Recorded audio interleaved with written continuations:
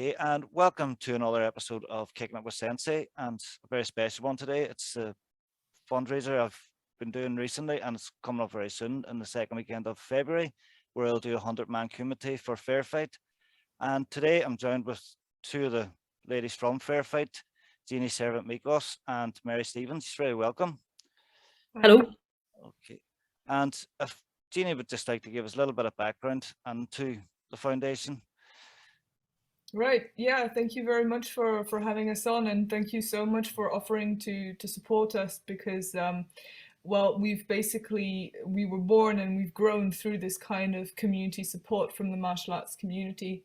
So FairFight is a non-profit organization registered in the Netherlands that I founded with a colleague from Zimbabwe, Alexander Whitcomb, in 2015. And our mission is to empower girls and women through the mental and physical emancipation that you get from training martial arts. And we've broadened that mission to include also, within the range of Budo values, the lifelong commitment to self-betterment, and that includes education, that includes a life where you can provide for yourself and your family. So we currently have 5 programs running, 2 in Zimbabwe, 3 in India, and we're in the process of opening a 6th program in Zambia. And these programs are run in collaboration with local martial arts clubs. So we are in partnership with a Shitoryu, the Kofukan Shitoryu Association in Zimbabwe, the Shorin-ryu Association, that's for our Mbari project in Zimbabwe, the India Karate Federation with Shotokan in Varanasi. We also team up with local charities and local schools. That's where we sort of get our participant base, the girls that work with us. So we work with a high school in Zimbabwe, with a charity called Ginie Foundation, which is an association that looks after street children in India. We also partner with the Red Brigade, which is a self-organized community organization of survivors of domestic violence, acid attack, and rape in India. And that's the self-protection program that Mary runs. So Mary runs all of the India programs, basically. And yeah, really, through COVID, our mission has been to keep our programs running, to keep the girls from disappearing.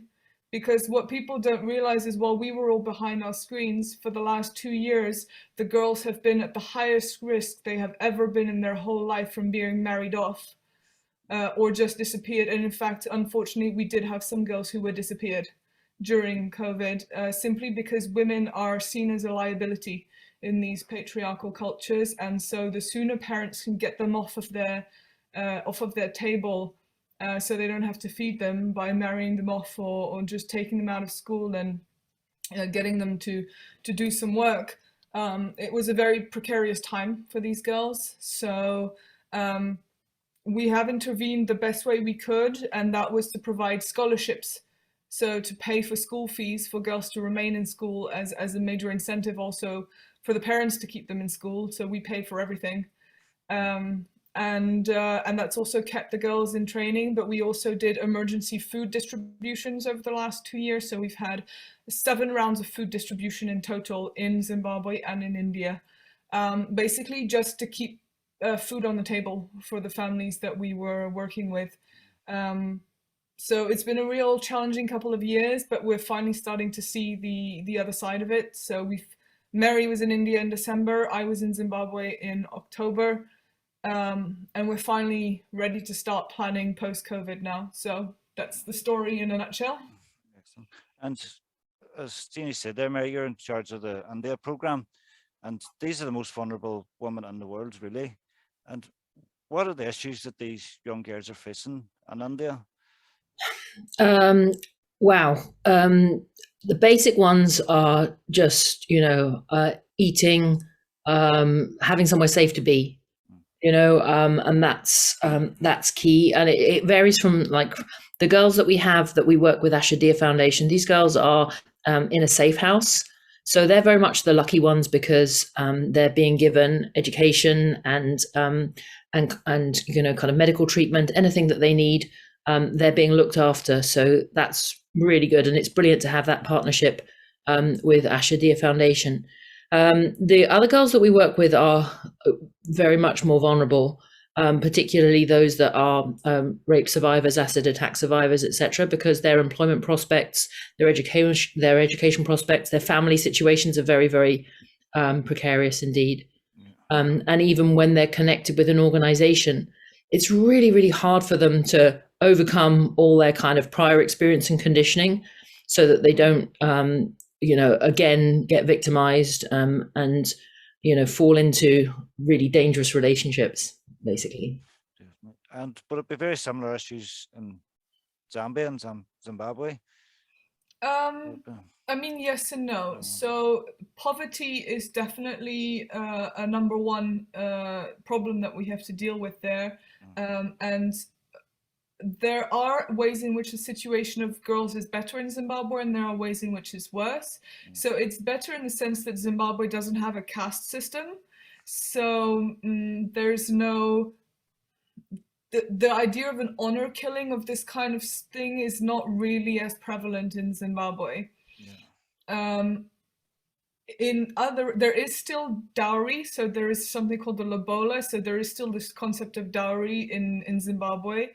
And they are also in danger of marriage, and it is also a society that's quite violent towards women, although rape and the level of violence, so it's less common to have gang rape and acid attack in Zimbabwe. It's safer. Let's just say on the whole, as a society, Zim is somewhat safer than India, but that's not a very high bar to clear.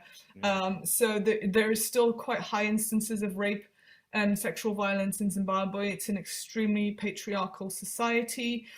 And ways in which it's harder for girls in Zim is that the economic situation in Zimbabwe is explosive. It's very, very volatile. And it has been since the uprisings in the early 2000s, where a lot of people lost their land. A lot of farmers were kicked off their land, and basically, I don't know if you followed in politics, but Zim went through a period of the highest inflation ever recorded on the planet. Money was completely worthless. So they still haven't managed to remonetize since then. They've been borrowing American dollars, but obviously they don't print that money. So they've got to get it from somewhere. And you can imagine that with COVID, the influx of tourists that were bringing in US dollars stopped all of a sudden. And so it's very hard. When I talk to teachers there, the female teachers we work with, they say the hardest thing about being in Zim is we cannot plan for anything. We can't save money because of inflation. That money would disappear straight away. We can't, you know, if you own something, even so, like we had a girl, my mentee, I gave her a secondhand phone and a secondhand laptop. You know, these were not new things. It was like a 3-year-old phone and a 3-year-old laptop that had been decommissioned that I brought to Zim so she could finish her studies. And she was robbed at gunpoint in the middle of the night in her own home, because in Zim, if you have anything that sticks out above the rest and you live in a township, you're not going to keep that thing very long. So it's different challenges, but in both cases, the work we do is really vital. The work we have done so far has radically, you know, like there's been an inflection point in these girls' lives where it was either marriage or they continue with us. And, you know, so Tinashe, who's my daughter from Zimbabwe, as she likes to call me mum, she graduated university, going through our programs. And she's now earning decent money, living in her own house in Harare, which is just for someone who comes from nothing like she does. It's unbelievable to land in that position of being early 20s, financially independent in your own house. Yeah, I'd like to be financially independent in my own house. It's just Yeah. full on goals right there. I think one of the things that's really important that people might not be aware of as well is that we talk about marriage as being like these girls are at risk of marriage, and that doesn't sound like so awful to somebody in our culture perhaps. But when you think that rape within marriage is completely legal within India, that girls don't have a choice about who they marry, that once married, they have to do everything that their husband says, and they often get, you know, the level of like physical and emotional abuse within a relationship is just off the scale for so many of these women. And there's no support for that whatsoever. Women who are in an abusive relationship, that's very much the norm, and there's other than like very small kind of organizations like the Red Brigade that exist to try and support women, there's very little like in the lockdown in Lucknow, one of the cities that we deal with, there were the incidents of domestic abuse just spiraled. Now, domestic abuse also spiraled in other countries during lockdown because of the nature of, you know, being shut in the house with somebody. But at least here there are, I mean, in the UK, there was like kind of things put into place for women to be told that they were allowed to leave the house during lockdown if they were at risk, and all of these things, that this was spelt out to people. And in India, even the women that reached out gained no support whatsoever. Absolutely none. And of the 400 women that reported domestic abuse in Lucknow in a short period of time in the lockdown, only 4 actually gained any kind of help or shelter. And they were just the tip of the iceberg. So marriage, like arranged marriage, remains a huge problem and puts women at risk massively. And it also then cuts off their ability to do their own thing. You know, it stops them being educated. It stops them having, I spoke to one of the girls, so this was Bharti, Ginie, and when I was talking to her when I was over there, a very strong and independent young woman who's had a great education. And she was, she's one of the fortunate ones, right? She's not one of the girls in our project. She used to coach the girls in our project.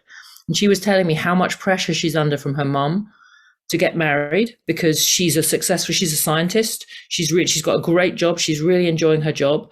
And she's in her mid-20s now, and her mum's pushing her to get married. And she's like, but I don't want that, because at the point where I get married, I then have no choices. I won't be allowed to work. I won't be allowed to make my own decisions. I won't be allowed to direct my own life anymore.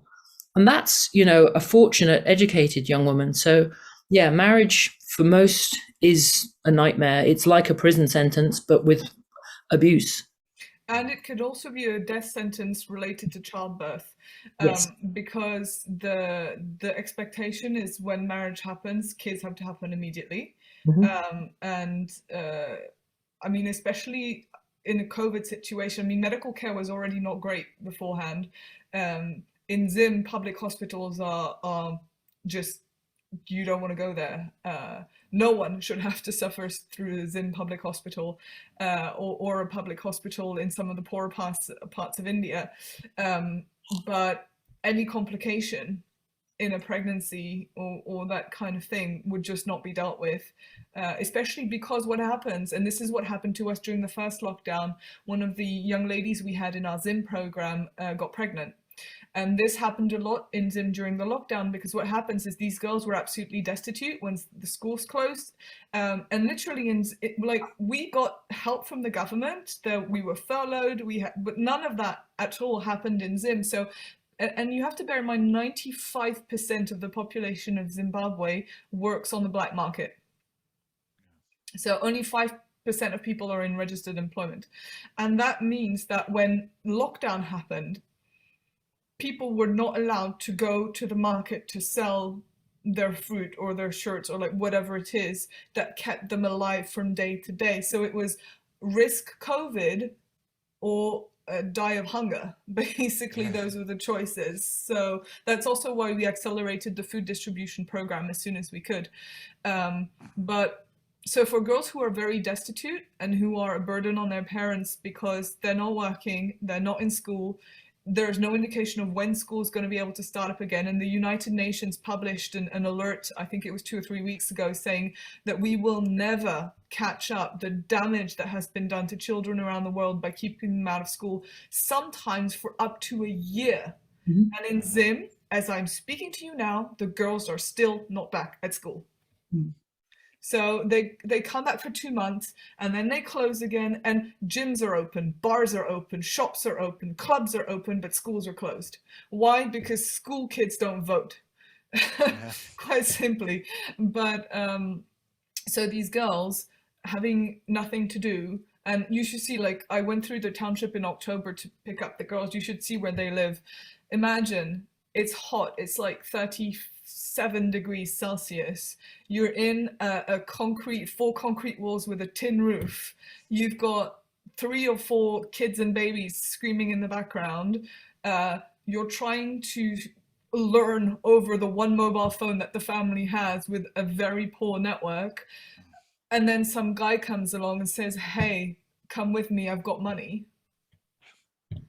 And then you get pregnant, and the problem is that in Zimbabwe, basically, once you're pregnant, well, until last year, it was illegal to go back to school once you were pregnant.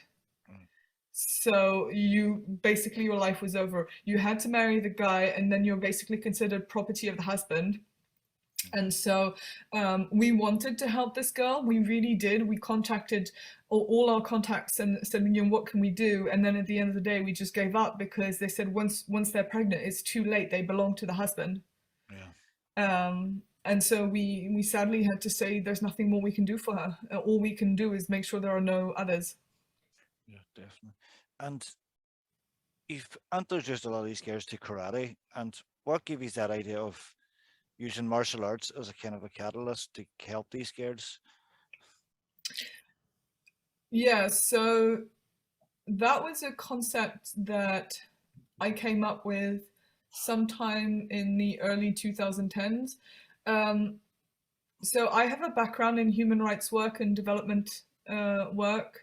I did my master's degree in human rights law, and I was working for all these I worked for big and small organizations like the Red Cross, all the way to really small organizations in Togo and Vietnam and these kinds of places.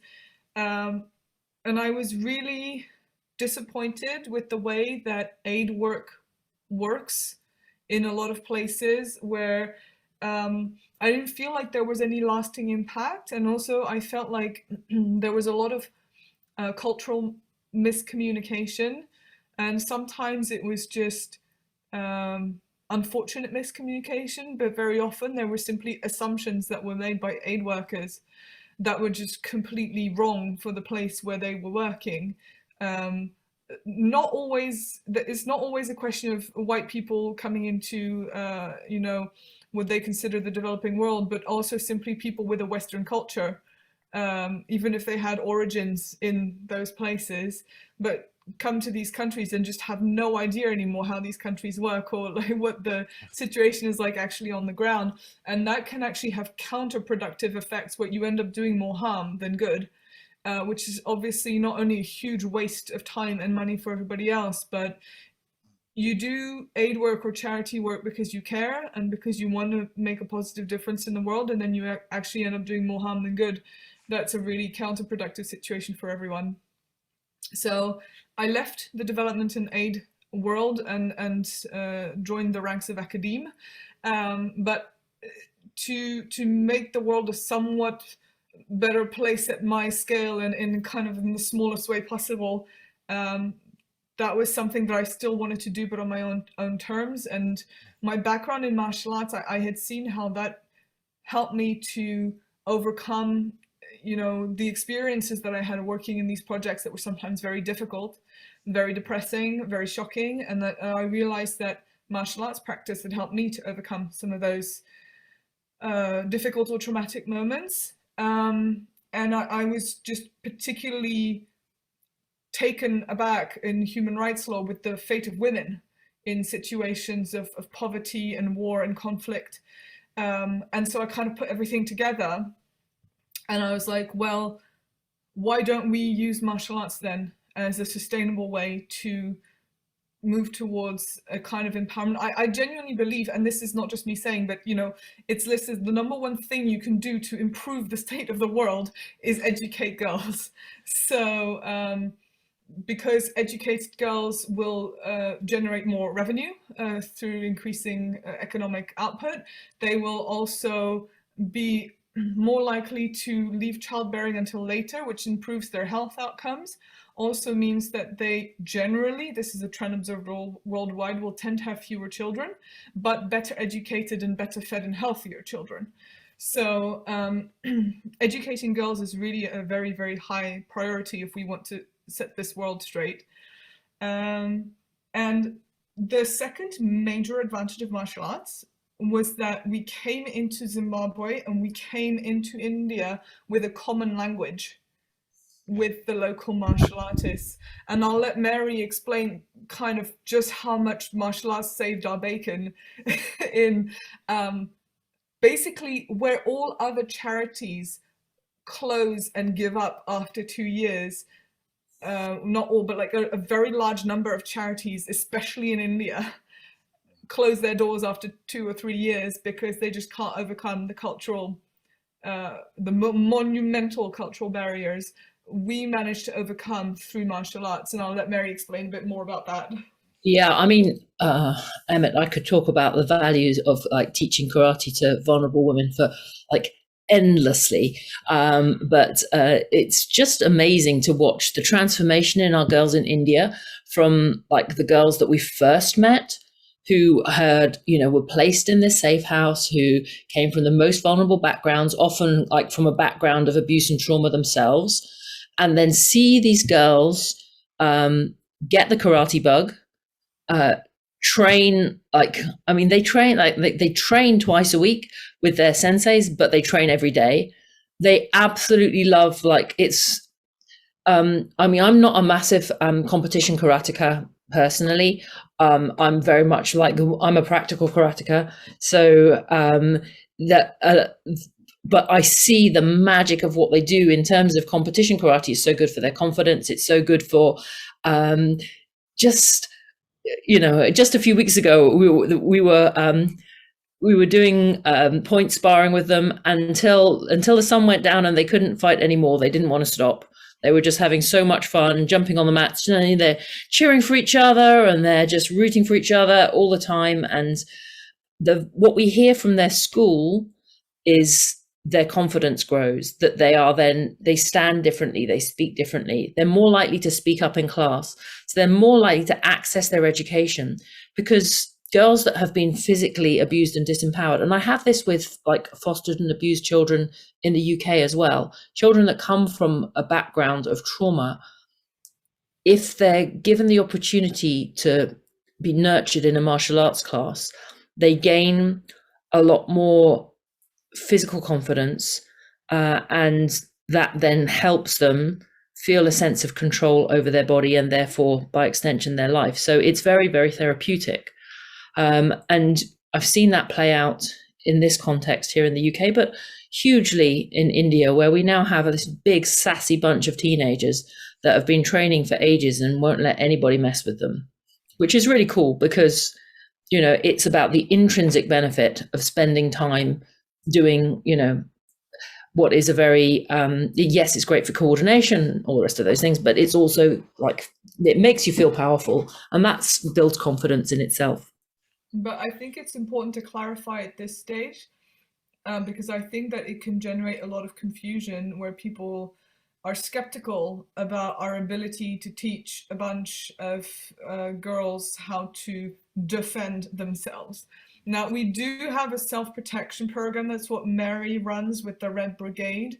But I just want to be very clear that our primary objective in the programs in Zimbabwe, and also what we're going to have in Zambia, and in the Ashadia program in India, is really a long-term partnership and journey with these girls to give them the confidence, the belief in themselves that they need just to take another step forward in life. If they get self-protection skills along the way, we would really love that, and we think that that's also really important.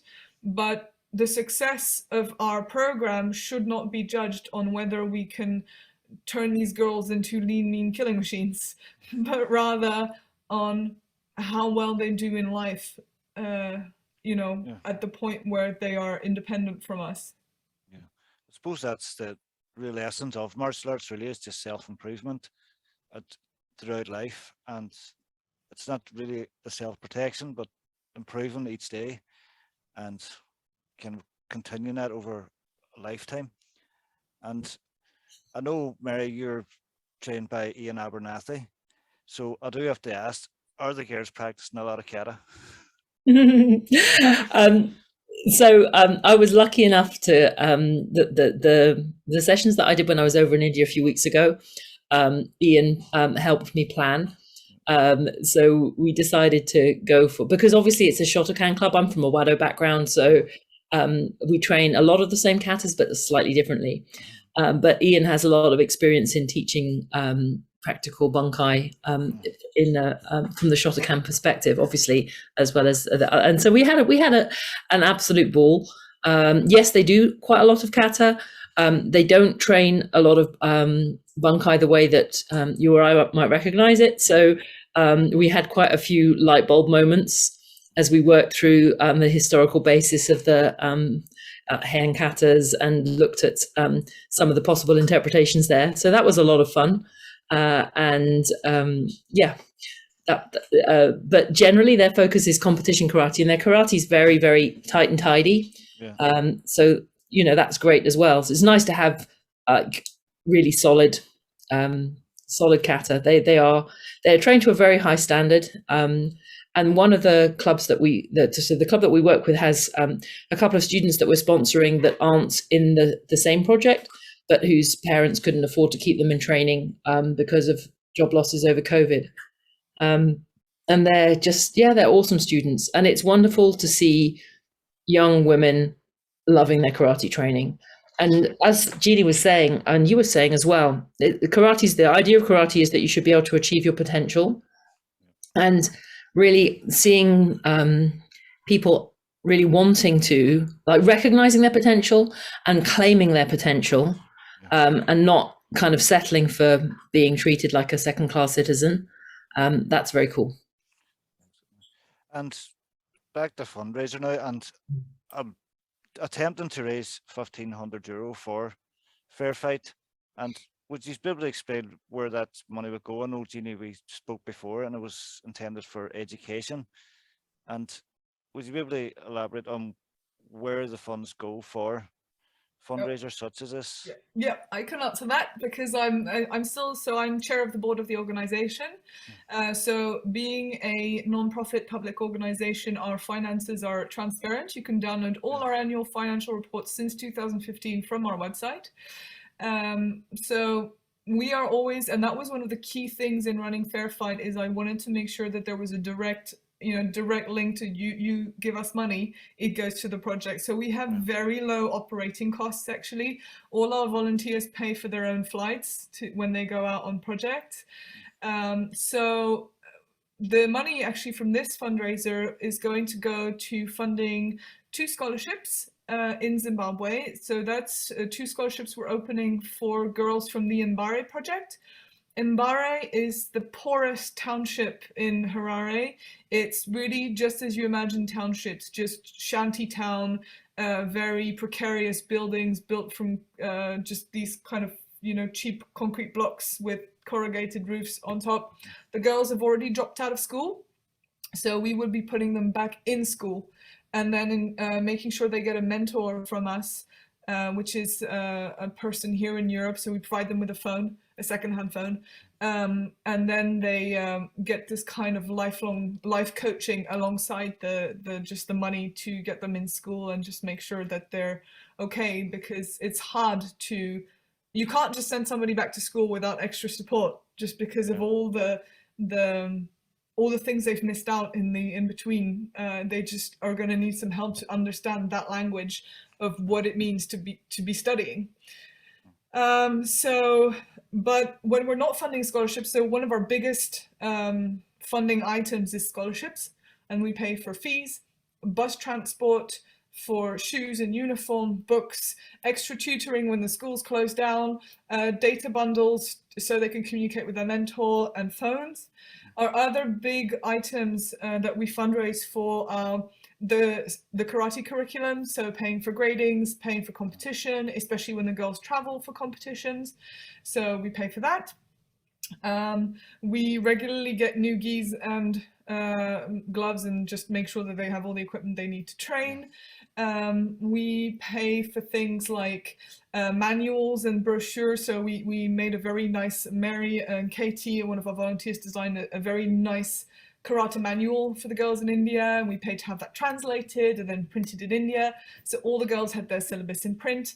So we're not a big charity in terms of how much we need about 20,000 euros a year to keep all our projects running, which is not a massive scale charity, but we really appreciate all the support that we can get just to keep all these things running. And yeah, as I said, we're an all volunteer organization, so nobody gets a salary from what we do. We're all just people who have the heart for empowering women through martial arts.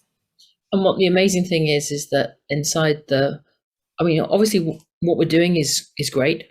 There's just like, you can't really look at it and say, oh, that's not a good idea. But what's brilliant is the way that martial artists like yourself look at that and go, yeah, I get that. I understand why that works, because I myself have experienced that feeling in martial arts. So we have that kind of recognition in the martial arts community where martial artists want to support what we do, and we're so grateful for their support because they feel it. You know, they don't just understand it at a level of logic and paperwork and that kind of thing. They go, yeah, I also have felt that, and I would like other people that are less fortunate than myself, I would like them to have that feeling because I know it's going to help them. And that, I think, is the one reason why we get so much support from fellow martial artists. Definitely. And it was excellent. I think we're running short in time there, but it was a pleasure having you on, Ginie and Mary, and thank you very much for joining us tonight. Can I just say what an absolute legend you are? Like 100 Man Kumite. We are like, I hope that some part of this interview is going to be like with you doing this and the footage and everything else that we just been, before we started recording, you were telling us about the training that you were doing. And yeah, so you are sweating your nuts off to help these girls, and we hugely, hugely appreciate it. We wish you all the best with the Kumite. Don't get injured now. Just keep going, and we'll be right with you every punch, every kick. Yeah, and I would really like to show some of the footage to the girls in Zimbabwe, because one of the special things about us is we have such a direct connection between us and the girls. So actually, if the guys who are doing Kumite with you, if you guys want to record a message for the girls, we'll be happy to send it on to them. So we will do. They'll be very excited and very, very impressed by what you're doing. Definitely. Thank you. And thank you for all the work you are doing yourselves out there, and it's great to just be able to be supporting it in a small way. So thank you. And there's no such thing as a small way. Every single euro that anybody raises has like massive impact on the project. So I really hope that you manage to reach your goal. Every single penny will count, I promise.